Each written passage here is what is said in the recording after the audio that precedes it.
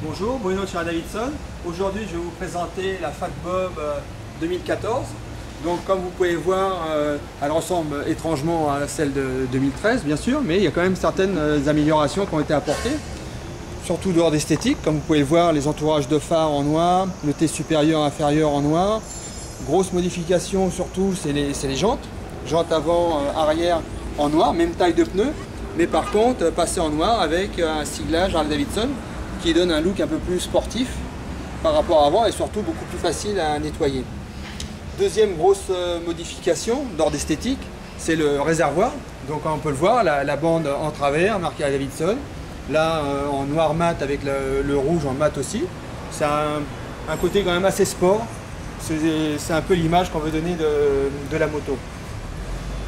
Au niveau du moteur, pas trop de modifications, toujours des petites améliorations bien sûr, mais pas de grands changements.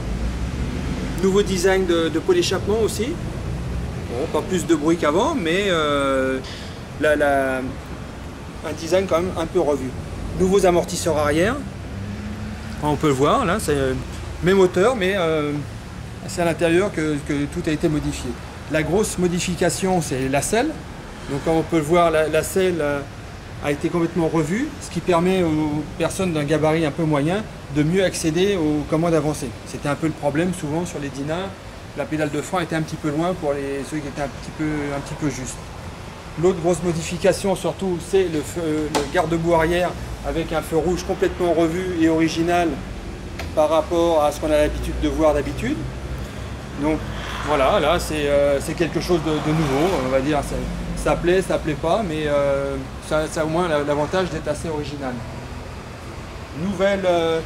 Nouvelle console de réservoir aussi, donc un peu plus carré par rapport à avant, mais en plus surtout elle est passée en noir, alors qu'elle était chromée, un peu plus carré, mais ça va bien avec le design de la selle et du garde-boue arrière.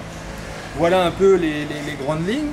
Je vous invite donc à venir passer au magasin pour la voir par vous-même, ou éventuellement même faire un essai. Merci beaucoup, à bientôt, au revoir.